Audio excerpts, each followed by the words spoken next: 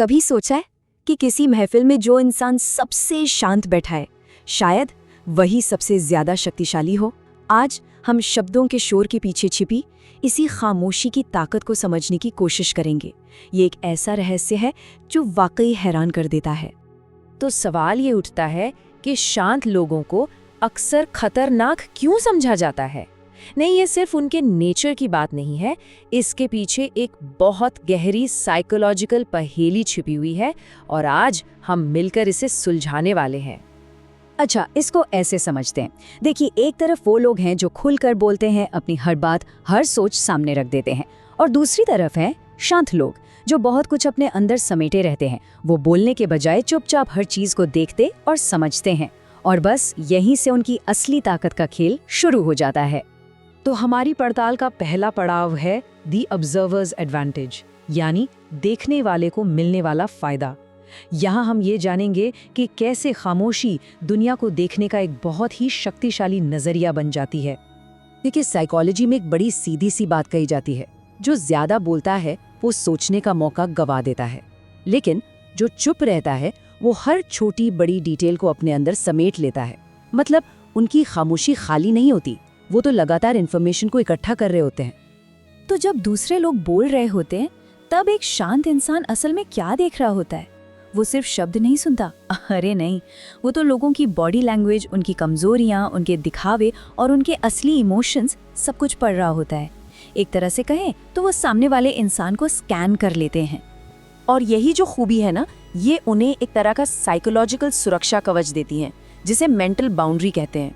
इसका सीधा सा मतलब है, वो हर बात पे फौरन यकीन नहीं करते, हर सिचुएशन पर तुरंत रिएक्ट नहीं करते और हर किसी को आसानी से अपने करीब नहीं आने देते।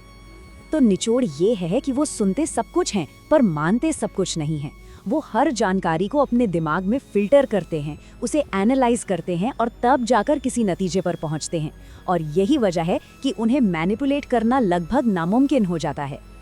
चलिए, अब बाहर से हटकर जरा उनके अंदर झांकते हैं। ये है उनका अंदर का किला, जो खामोशी और सेल्फ कंट्रोल से बना है।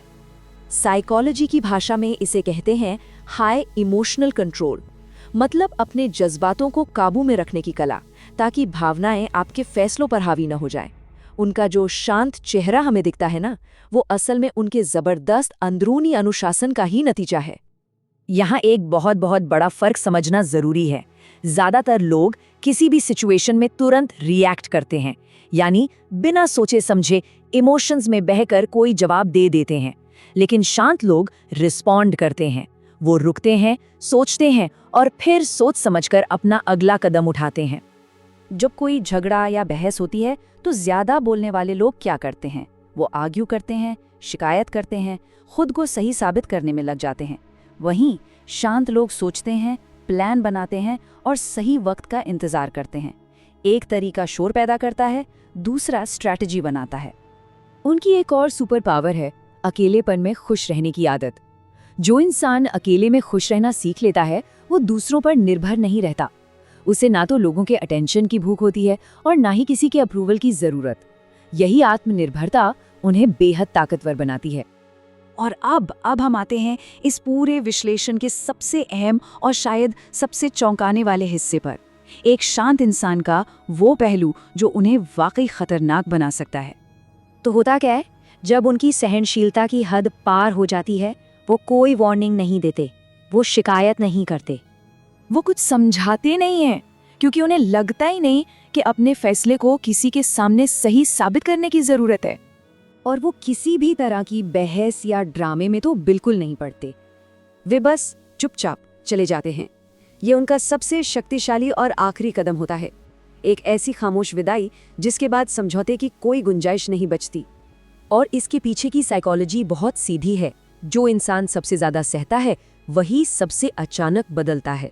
उनका इस तरह जाना कोई जल्दबाजी का फैसला नहीं होता, बल्कि लंबे समय तक किए गए ऑब्जर्वेशंस और सहनशीलता का आखिरी नतीजा होता है।